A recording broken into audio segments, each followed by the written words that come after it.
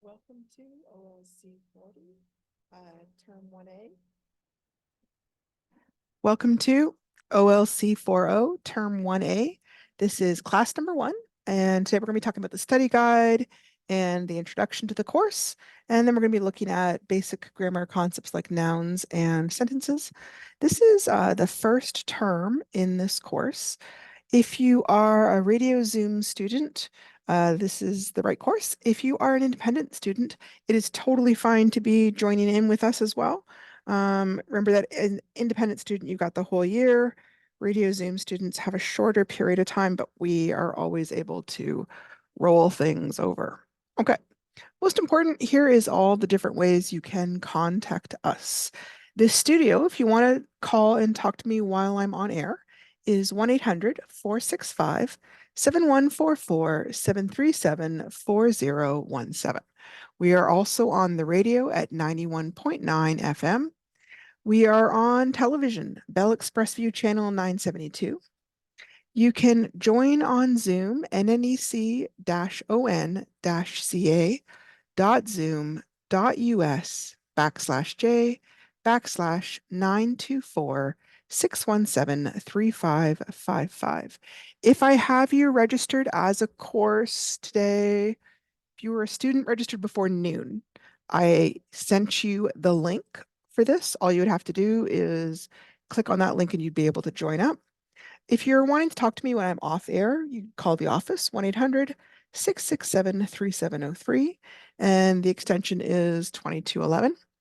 You can fax us any work, 1-800-463-7852, and you can also email me, jillian.percy@nnec.on.ca. Some people don't have phones, in which case I am available to talk through Facebook, capital G, capital P, ERCY, space, capital W, AHSA.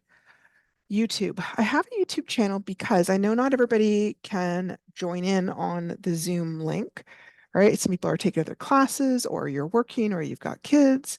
So I save these recordings and I post them on YouTube. So they're not there instantly. It takes a little while for YouTube to upload them, but usually in a few hours or by the next day, you should be able to locate them. If for any reason you're having trouble finding it, I do have the link, I believe, in that first email that I sent you. But if somehow you've lost that, I'd be happy to resend you the link. Now, if you're trying to hand me in work, don't just send it to my email, okay? It should go to the student work email, which is literally studentwork@nnec.on.ca. And this way, the secretary can log that you submitted the work. Plus, if anything ever happened to me and another teacher took over the course, that teacher could access it. If you only send it to my email, another teacher can't access it. And this has come up for a few students because sometimes people don't finish in the 1 year, they do it the next year, and by that time there's a new teacher. This way, the school itself can always access your work because it's not going to my own personal email there.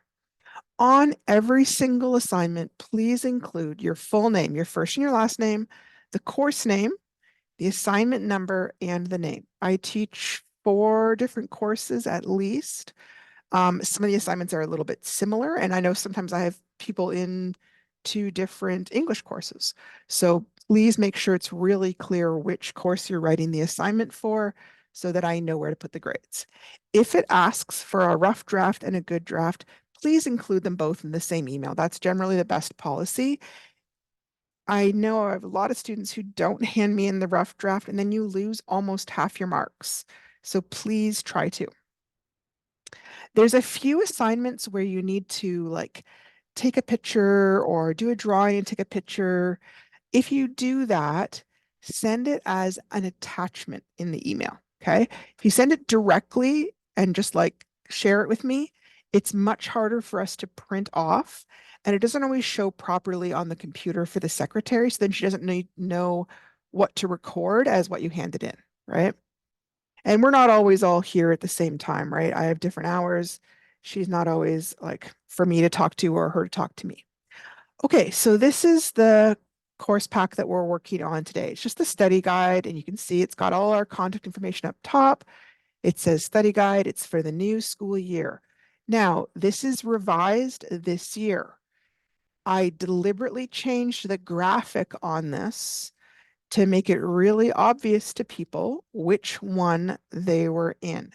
If you don't have this little blue turtle, if you have a yellow turtle back, then you are in a previous and older version of the course, and it won't have the same assignments. Now, if you got handed that by your tutor or your DEC, that's totally fine. I will still mark it. But I deliberately try to make the assignments easier or more accessible or address complaints or issues people have with the course. So if you use this particular study guide in this unit, then you're getting the most current stuff that should be the best for you. If you've already done a whole bunch of assignments or even like an entire unit, that's fine. Just send it in to me. I mark it. I will still count it. That's not a problem. I just want you to have the most current stuff, basically.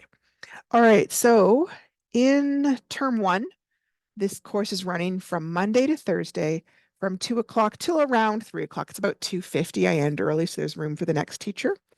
And then term 2B, we're probably going to be running at 3 o'clock, but until we get there, we don't know. Things always change, right? And then you can see here's all the contact info again in case you're ever looking for it. Okay. So inside it just says, welcome to OLC 4.0.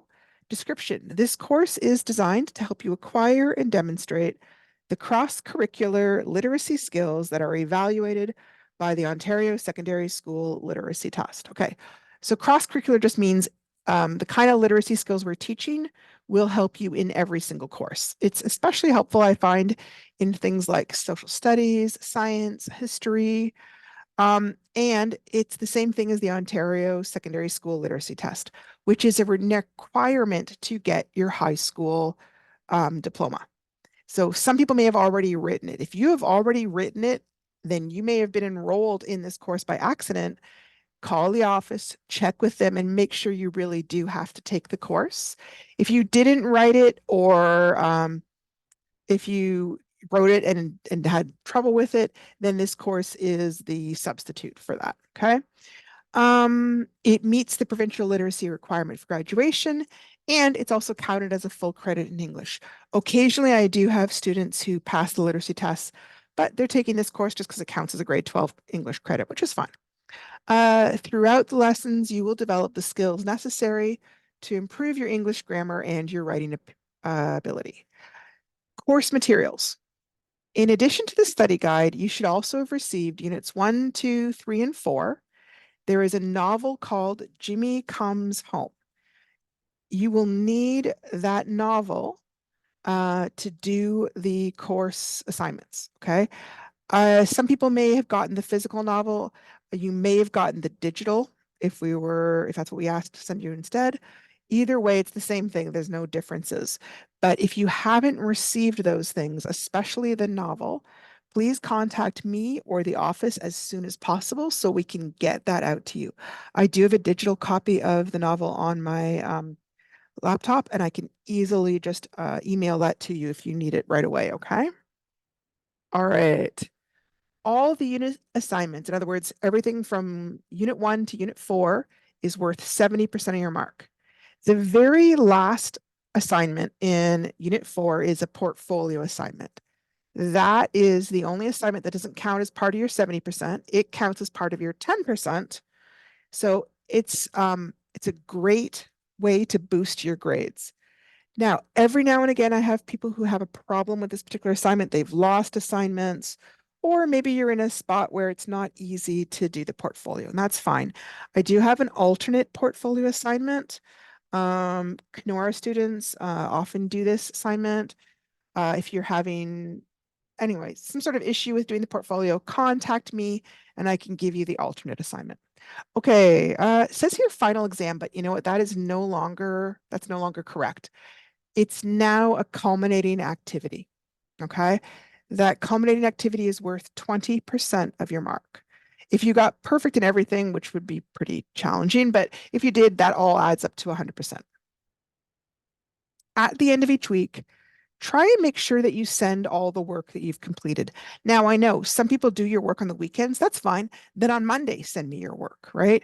Just at least every 7 days, try to send me all your work. Okay. Your assignments should be sent in as soon as you get them done. You do not have to wait until you've completed a whole lesson or a unit. I need to get the material on a regular basis so I can give you suggestions on how to improve your writing. It is really important that I have a contact number or a workable email that you check regularly where I can reach you or leave a message. Okay. If you're able, please give me a phone call as soon as you either get the email from me or the hard copy of the messages that our lovely Linda sends up to you. Okay. All right. Course delivery. This is kind of talking about what we've already discussed. Term 1A goes from September 3rd to November 1st.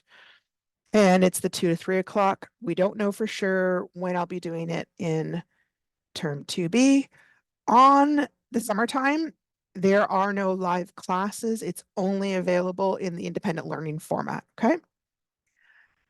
When the Zoom is available, if you are able to call in and participate, that would be great. Uh, if you cannot be at the learning center, you might be able to listen at home or maybe even at work. Some workplaces, if you talk to them, they may be willing to, because it may make give you some of the literacy skills to be even more valuable at work. You are encouraged to call your teacher, which is me, for help. If you're not able to attend classes, you can always view the recorded classes on YouTube and read any class notes.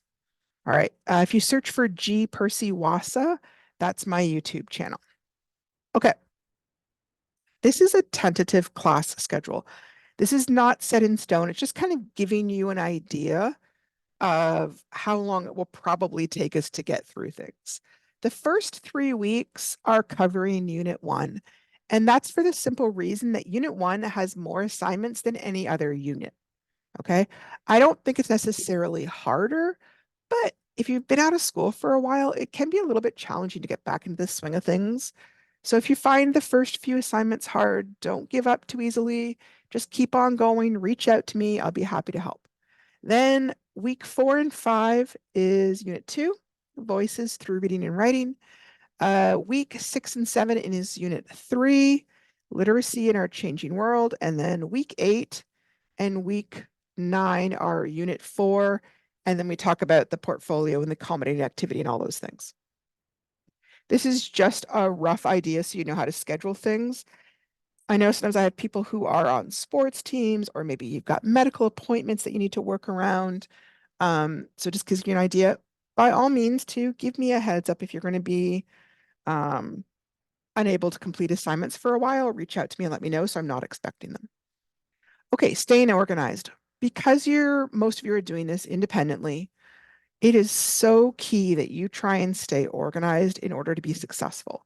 Read through this whole study guide to make sure you understand what the course is about and that's the right course and that you need the course. Contact me as soon as you can to introduce yourself.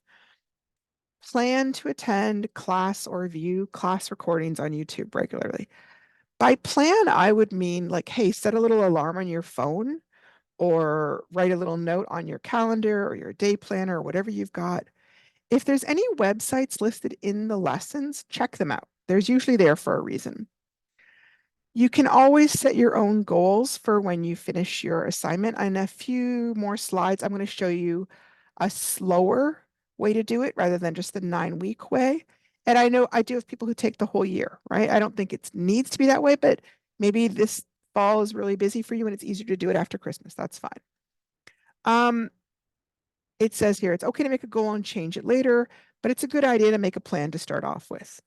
Also, the very last assignment is a portfolio. So I strongly suggest keeping all your assignments in a binder or a folder as you go along. You will need them to complete the final portfolio. Also, sometimes students get to the end and they're not happy with their work and they go back and look at an old assignment and fix it up and revise it and then resubmit it to raise their grades. If you've lost that assignment, it's pretty hard to do. I would also label that binder or folder as, my schoolwork, please don't touch. I had a friend one time have her husband toss all her report cards that she was working on into the wood stove. She had to write them all over again. So um, just in case people look for scrap paper at your house, right? You got to be careful sometimes. Um, this is a rough idea, okay? Unit one, if you're doing the 9-week course, it's a good idea to have all of Unit one submitted to me by week 4. Unit 2, try to submit by week 6. Unit 3, try to submit by week 8. Unit 4, try to submit to me by week 9. And then the very last week, you've got to finish that portfolio and the accommodating activity. These are not hard deadlines. Like I don't give you 0 if you don't meet the deadlines. It's just try not to hand in the entire course the day before you need a mark, because it takes me easily 4 or 5 hours to mark the entire course, sometimes longer, depending on how much you write. And if I have multiple students who did that, I simply can't get the grades back to you as quickly as you might like. Okay. If you have an urgent deadline for a specific reason, like you're trying to meet a scholarship, you're trying to get into college, you're about to move, you've got a medical appointment coming up that's going to put you on your back for 6 weeks, let me know ahead of time and then hand everything in the moment it's finished so I can try and stay on top of the marking for you. Okay. If you're doing this course as an independent study, like I said, you can set your own schedule. You've got the whole year. However, the radio Zoom course is considered to be done November 1st, 2024. Now, if you don't get finished, we can always just re-enroll you in the next term and roll your marks over. But again, let me know that you're planning to do that. You can watch or join in on these radio Zoom classes, whether or not you're enrolled in the radio Zoom. The independent study students are welcome to show up and talk and ask questions. That's fine. It's meant to be a resource. By all means, please use it. Okay, here is a possible schedule for independent learning students, right? So let's say you don't want to take all 9 weeks, or you want to take more than 9 weeks, but you don't want to take the whole year. So here's a possible schedule. In September, you might work on assignments 1 to 5 during week 1, week 2, assignments 6 to 9, week 3, assignments 10 to 13, week 4, assignments 14 to 17, and then week 5, 18 to 19. At that point, you've flipped into October. There's 5 weeks in October this year. And that would bring you each week to about the middle of Unit 3. Now, the farther along you get in the course, for the most part, the harder the assignments are going to get. November, you would get finished Unit 3, start Unit 4, and then in December, we've only got 3 weeks, finish up the last few assignments in Unit 4, and then do the portfolio and the exam. Again, this is just a rough idea. You don't have to follow it. It's just in case you need some help planning out how long this is going to take you. This is one way to do it, especially if you're trying to do like a January graduation for some reason, or get an early acceptance into college. Trying to get it to me before Christmas so I've got time to mark it is a great idea. Okay. Okay, so this is the same information.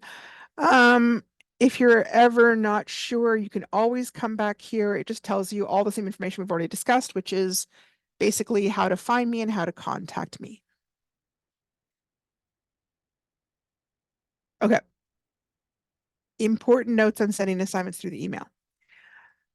We talked about this briefly. Send it as an attachment rather than emailing me the work directly, right? A lot of times people are taking a picture on their phone and then they're just sending it.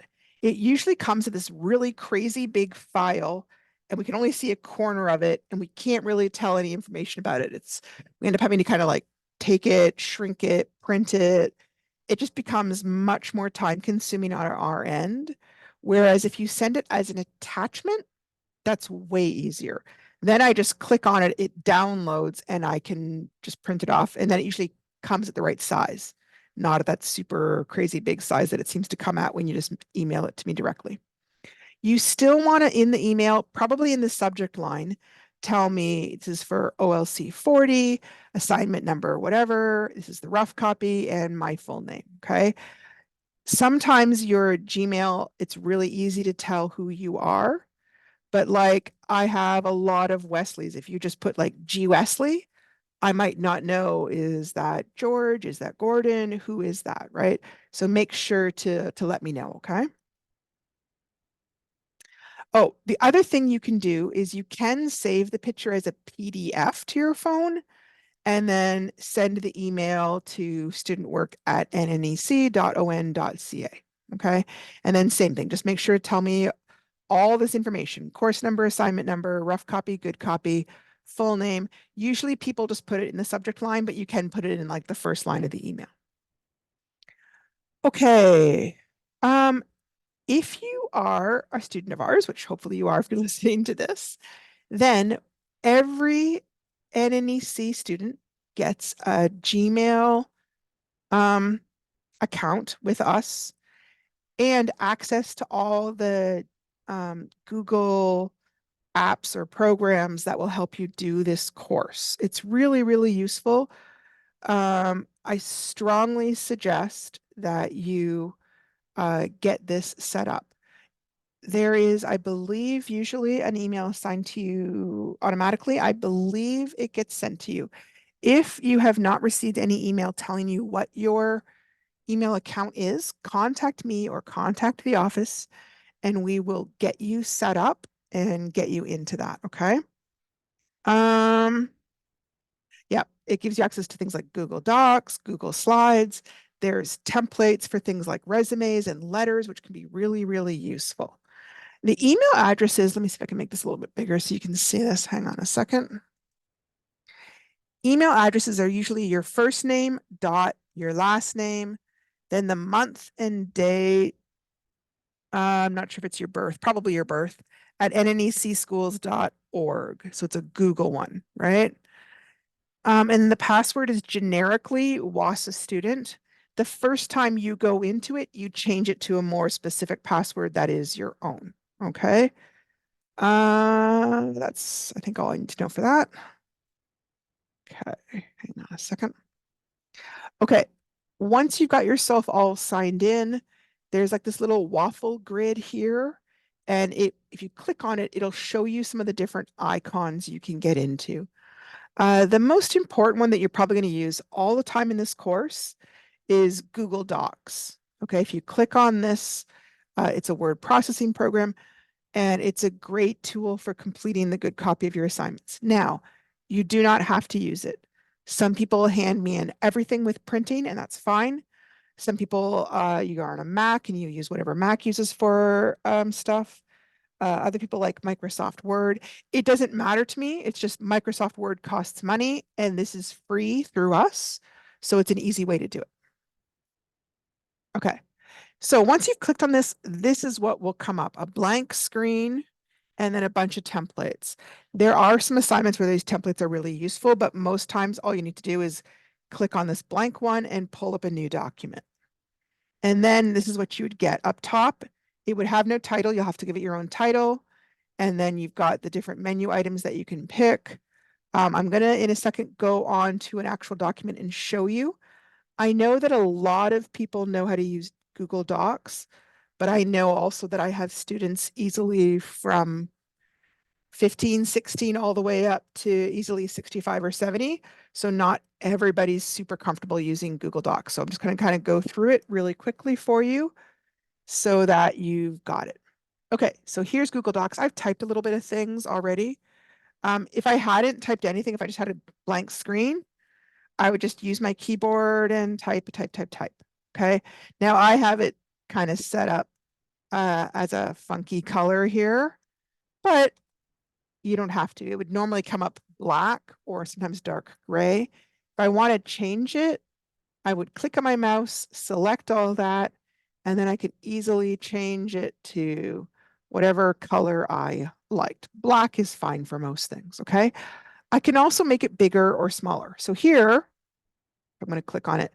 See here, it's telling me it's 29 font size. I could make it smaller by clicking on the minus button. I could make it bigger by clicking on the plus button.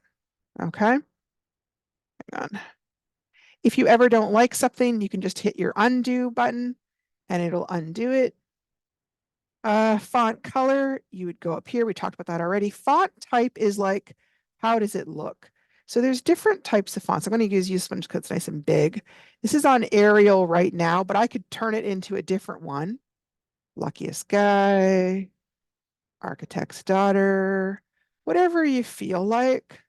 The easiest ones, the most common ones are Arial, Calibre, Verdana. Sometimes people like Times New Roman. Those are all really common. You don't want to get too fancy so that it's hard to read. I'm not sure what number 4 was, if it just disappeared. You can make your words bold. Bold just means darker. So if I select that, I hit the B, it goes darker. There are occasionally some fonts that don't go darker. They don't have that option, but most of them will do that. You can underline it. Like if I want something really important to stand out, I hit the U, there it's underlined. I can undo it easily enough. If I want to highlight it for some reason, again, select it. See the little pencil up here? I can just pick a color and highlight it. Okay. I can also move my text around. I can select it over here. Oh, hang on, over here first. It lines it up with the margin, or I could center it, or I could do the right margin. We don't usually do that in English, but some languages do that. You could also justify it, but most people don't these days. There's reasons why. Now, here, this part is kind of indented. If I want to make it more indented, I could just keep on pushing it over by clicking on this little indent, or I could decrease my indent. It's numbered, these things right now, but I could easily go up here and make it a bullet list instead. And I could pick different types of bullets. Let me see here. Yeah, I can play around with that however I want. I could also change the margins or the orientation. Now, normally these margins are fine. The only time I've really seen people change it is for like resumes and stuff. Or if somebody was in earlier and changed your stuff around. So if I go over here, let me see here. Sorry, I am more used to Microsoft Word, I will confess. Oh my goodness. Hang on. Page setup. Okay, here we go. So I could select it as portrait, which is up and down, landscape, which is horizontal. One, I would say 1 and 1 is all good. A 1-inch margin is fine. Sometimes they make this left margin a little bit bigger because people might be putting it into a duotang or a binder, which might cover up some of your work if you're not careful. You're probably going to be using 8.5 by 11. Certainly that's what we're using, and you shouldn't need to color your page at all for any reason. Okay, so that's the basics of Google Docs. If you're new to it, if you forget this and you're nervous, by all means, call me. I am totally happy to walk through this with people. I also know some people are taking this course and you're actually like in Sioux Lookout or in Dryden or Lac Seul, and it's easy for you to get to me. I'd be perfectly happy to sit down with you in the computer and walk you through this and show you how to make it work, okay? All right. On-air protocol. So if you ever are on the Zoom call, remember that that Zoom call is not private in the sense that a Zoom call with your therapist might be private, right? When you're on air with me, it's getting broadcast on the radio. So anything you say, anyone who's tuned into that channel can hear. So first of all, you would never want to say anything too private, right? Because everybody could hear it. Not just me and your students, but anyone who happens to have the radio turned on in their car. If you are on, please listen and participate. Pay attention to the material being studied. Don't surf the internet unless it's part of the on-air coursework. Please don't have music on in the background because it'll come right through and we'll hear it. If I give you time to work on current assignments, which isn't common, but it does happen occasionally, then take the time and then let me know how it's going. Use polite language. And if you have to leave the room, like, you got to step out for the washroom, just give me a heads up. You got to leave. You have to explain why. If I ask you a question directly, please answer to the best of your ability, right? If you didn't understand, it's fine to say, I'm sorry, but I'm not sure. Or can you rephrase that again? Or I need a little more time. Don't get mad. I'm never trying to embarrass somebody. Just, sometimes I'm like wanting some feedback, right? Be careful or mindful with spelling and grammar, which obviously doesn't affect our on-air stuff. Okay, plagiarism. Plagiarism is considered a serious offense. It occurs when a student borrows words or ideas from a source without giving credit to the source. Now, that source could be a fellow student. It could be an assignment you found from a friend or an assignment from online. But anytime you're submitting someone else's work, but saying that it's your own, it's a type of intellectual theft, basically. Okay. Um, if you're not sure, like if you're doing something like, I don't know if this meets the criteria, check with me. I have no problem with that. I'm not going to worry about it. Okay. The other thing, and I talk about this a little bit in one of my assignments, is artificial intelligence is currently not acceptable for these courses. I'm trying to see what you know how to write. I don't want to know what Google AI or Chat GPT knows how to write. Okay. If I have concerns about that, I will contact you and discuss it with you. And if it shows that you have in fact used AI, then you'll have to write that assignment again. Okay. Expectations for writing. The clear and correct use of the English language is an important part of all WASA courses. Your course instructor expects that you will complete your assignments using correct sentences and well-written paragraphs unless the assignment says otherwise. Occasionally it'll say like jot notes are fine or something. That's fine. You don't need to have a full sentence then. Keep in mind that our spoken language and our written language are not the same. You and everybody else, we all speak in incomplete sentences. We use our voice, we use our facial expressions to help fill in the gaps in meaning so that our listener can understand what we're saying and how we feel about it. But when you're writing to me, I can't hear your voice or I see your face. So you need to be able to use words and punctuation marks very precisely so that your reader can understand exactly what you're thinking. Every now and again, people in a group or community use words or expressions that are just kind of typical to that group. Not everybody who speaks English uses them. And that's totally fine, right? Hang on a second. For example, sometimes people might use the word I seen. It's a phrase, I seen this, I seen that. But in English, standard English, we generally say I saw or I have seen. Okay. And I will let you know if it's non-standard use of English. Now, there is no problem using non-standard English with people that you are talking to as long as they understand.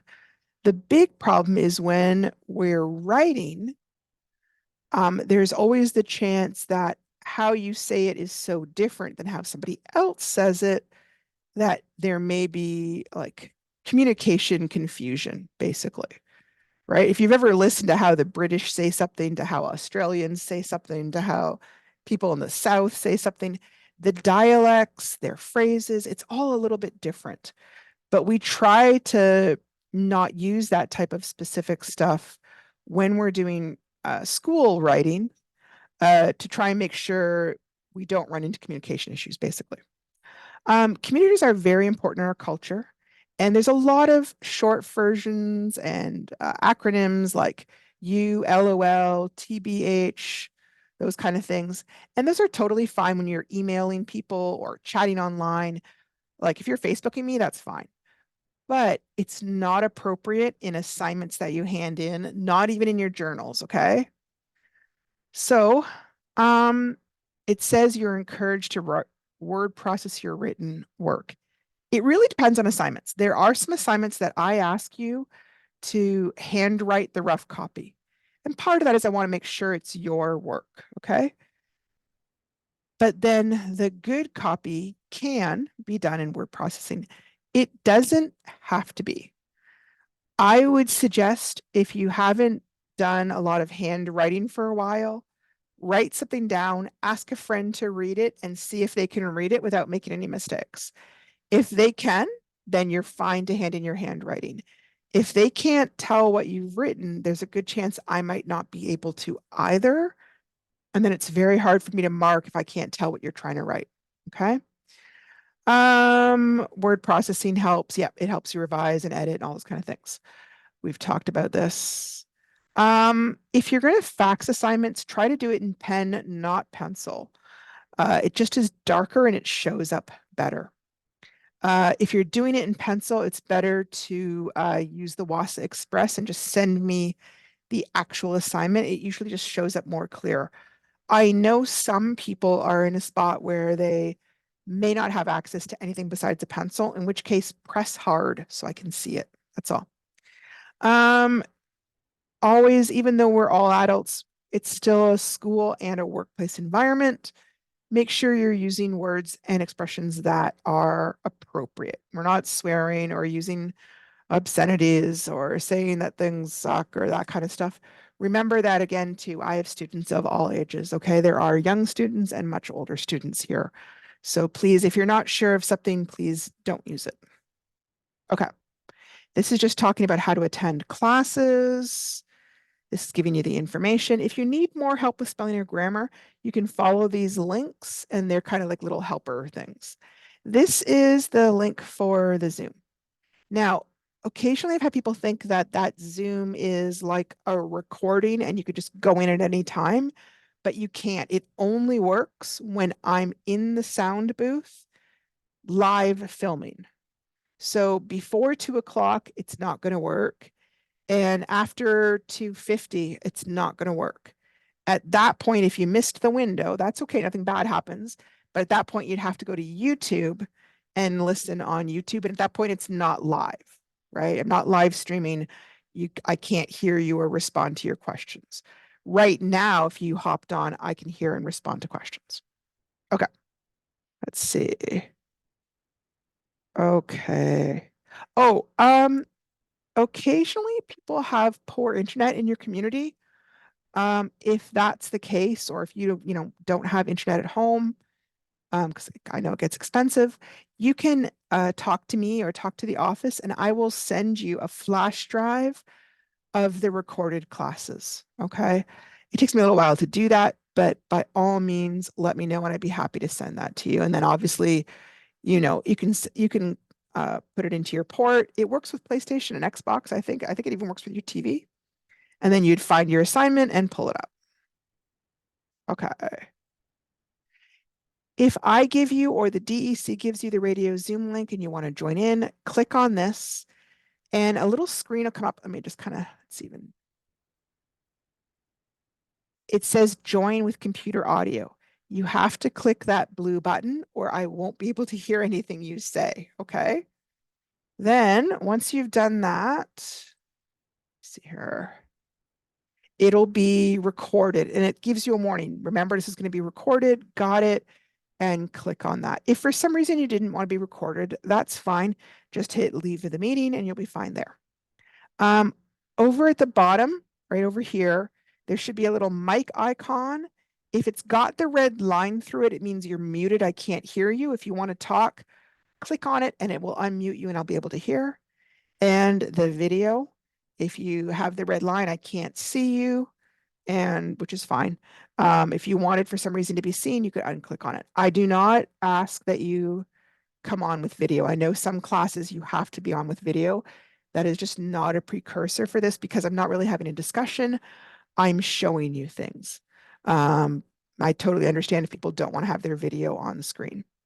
And then if it's time to leave the meeting, just click end, this little red button at the bottom of the screen. Now, one thing to keep in mind, any chats that you have, they may be private to other people while this is live. But once it's recorded, I will be able to see those comments. So if you were in the chat room bad mouthing another student or bad mouthing me, it would be there forever. Okay, I would be able to see it, the other students would be able to see it, and then it would go on to YouTube that way. So please be very mindful that you would not want anything said in a private chat that you wouldn't want everybody in the world to see. Okay, last page in the study guide is a learning skills rubric. Okay, so this is a more, I'm going to say like a modern thing, this is something that they have on report cards these days. They may not have had it when you went to school. And I will say freely, in this sense, this didn't exist when I was in school, right? It doesn't have a grade. It just has either needs improvement, satisfactory, good, or excellent. And this isn't looking at any specific assignment. It's looking at skills that help you learn. Okay. It does show up on your report card.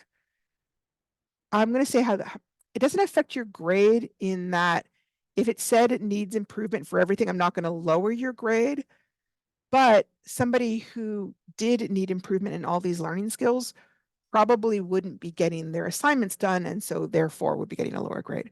But it doesn't affect your grade. I don't give an extra point to somebody who's got excellent or take off points for him and who has needs improvement. Okay.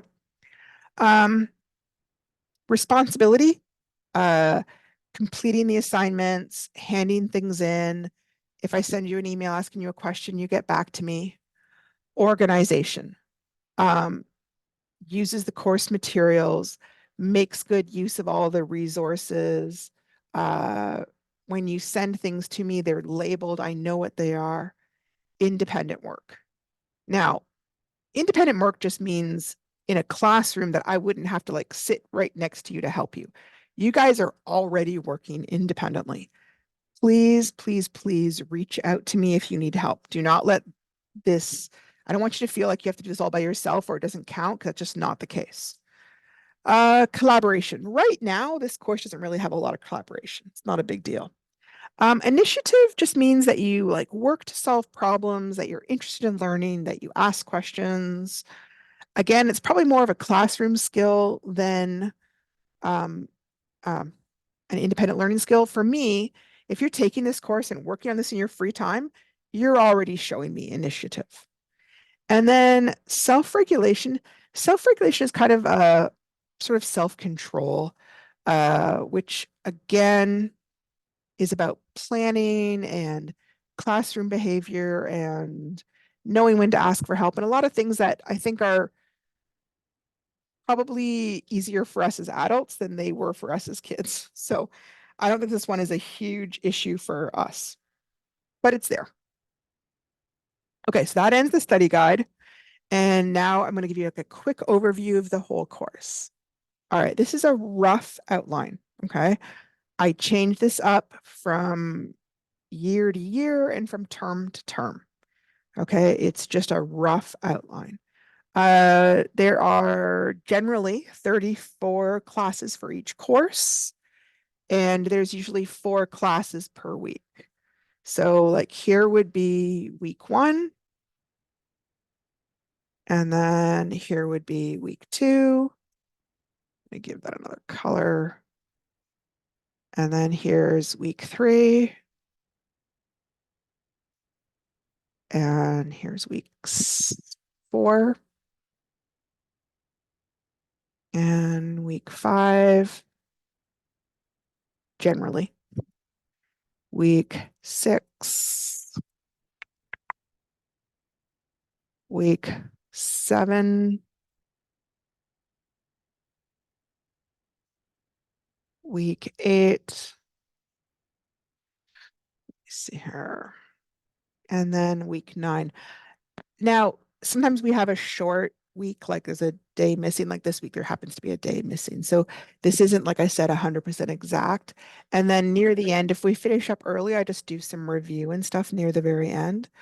But this can change due to sickness. Sometimes there's power outages, things like that. I might end up having to squash things together. But it just kind of gives you a rough idea of when I'm planning to cover things anyways, in case you want to know when to tune in. Like sometimes people have already finished like 10 assignments before classes even started, so they're not really worried. So that's just kind of a rough idea. Okay, so this is Unit 1 overview. Unit 1 is focused on reading and writing for personal success. Assignment 1 is about subjects like in a sentence, and the 7 grandfather teachings. Assignment 2 is about growing up in your community. Assignment 3 is a little checklist about your communication skills. Assignment 4 is about temperament. In other words, like what your personality is like. Assignment 5 is a journal entry all about you. Assignment 6 is skills to help you before you read. Assignment 7 is skills that help you during your reading. And then assignment 8 is after your reading. That gets you through the first chapter of our novel. Then we have a little journal entry where we think about our reading. We talk about what do people read in assignment 10. Then we practice reading a news report in assignment 11. Practice writing a news report in assignment 12. And then kind of revise it, make it look beautiful for assignment 13. Then we've got some questions on chapter 2. And then we work on using an organizer to create an opinion in chapter 15, assignment 15, and then put that into a paragraph. And then assignment 17 is questions and answers about chapter 3, I believe. And then we kind of do a little journal reflection about our learning. The overall marks for this unit, I believe, are 254. Occasionally that changes as I go through if I have to eliminate an assignment or anything. Okay. I have here all the other units. I'm not going to go through these 100%. Unit 2, we talk a little bit at first. We do a little media assignment about Facebook. And then there's a bunch of work on textbook. Assignment 20 to 22 are textbook ones. Then we do a little newspaper article. Then we got some writing. Then you write your opinion about a show you've watched. This is your first long essay. And you can see it's worth a lot more marks than everything else. Some people, what they do is they'll do all the other assignments in unit 2, and then they do that one last. That's totally fine. Then we have a assignment on like emojis and symbols and things like that. Then we talk about advertising and another one on advertising. That one's 239. Then unit 3, we talk about visuals. We talk about things like subject, audience, and purpose. We talk about dialogue. We practice writing summaries, do another news report, and then we do some business writing, cover letters, resumes, look at literacy skills in the workplace. Okay, unit 4. Unit 4 is very short, but all the assignments are really meaty. They all have a lot of work to them. The first one is looking at the characters in the novel. By that point, you've finished reading the novel. 41 is a summary of a news article. 42 is about scholarships and what you would do after high school, basically. So there's different assignments that relate to that. And then we do one more essay, and this essay is about your opinion of your progress through the course. So then we're finished that. And we work on, let's see. Oh, yep, the portfolio project, which is worth 10% of your grade. And a culminating activity, which is worth 20% of the overall grade. The culminating activity is instead of the exam, it's no longer available for the course. Everyone has to do the culminating activity. And it's basically using the skills that we've practiced all through the course, but doing it for the culminating activity. It's not timed. Generally, I suggest people take about a week on it, but you can take longer if you need to. And it doesn't need to be supervised, which is the other big option, right? I know not everybody's in a spot where they have a DEC. It's not always easy to arrange supervision for the exam. So that's why we went for that with this course, because this is a course a lot of people need to take. Now, if you get to the end of the course and you are unhappy with your grade, first thing I would do is check, have you handed in all your assignments? A lot of times I have students forget to hand in rough copies on their writing assignments. And that is a really fast way to bring your A down to a D or even an R. The other thing is sometimes people will forget to hand in an assignment. Like looking at unit 4, sometimes people don't want to hand in assignment 43. But that's worth like almost a third of the course. Then you're automatically dropping your grade so much. Even if you do it, like give it a shot, take half an hour and do your best. Whatever marks you're going to get is going to be better for your grade than the 0 that you get if you don't hand it in at all. Okay. So I will always give you some grade if you hand something in and you've tried. If you hand me in one sentence, obviously I'm not going to give you much of a grade, but if you try, I will do my best to look at that and grade it accordingly. It will always be better than a 0. Okay. So make sure you're mindful of that. Um, if there's an assignment that you got a really low grade on and you don't know why, call me, talk to me. I can usually explain. The biggest time that happens is sometimes someone got confused and like it asked me to write an opinion and instead you wrote a summary, or you were supposed to write a news article, but you wrote a short story instead. That's where you might end up with a weird mark because it's kind of hard to mark because it's not what the assignment asked for. That would be the one big thing. All right, we had some stuff here on grammar, but I think I'm going to have to tackle that tomorrow because we are almost at the end of um our course. Tomorrow we're going to be talking about Unit 1. And it kind of introduces a whole bunch of grammar at once, and then they never discuss it again. This year I split it up. It's still a lot to understand, and I try and tackle a little bit of grammar every day because 9 times out of 10, that's the part that people are finding tricky in the course. Not always, but normally. A lot of us, depending on how old you are, you may not have got taught a whole lot of grammar, right? Recently, that hasn't been a very popular thing to teach. So you may not know. And if I say there's no subject in your sentence and you're like, I don't know what you mean, that makes it tricky. So we kind of talk about grammar and I try to give you the vocabulary for it so that when I'm making comments about what you can improve on or what you did well, we're both aware of what we're trying to say to each other. Okay. I'm never worried about people being perfect. It's more wanting you to be confident in your ability to write sentences that convey your meaning effectively. Sometimes when we don't understand grammar well, it makes it hard to get across our ideas. That's all. And then you're getting lower marks for no reason. So that's why we tackle grammar. So we're going to talk about that a little bit more tomorrow, but my time is up. Hopefully you're all set. Like I said, if you don't have some of your materials, please contact me or the office and we will get them to you right away. All right. Thank you so much for listening and I hope you enjoy the course.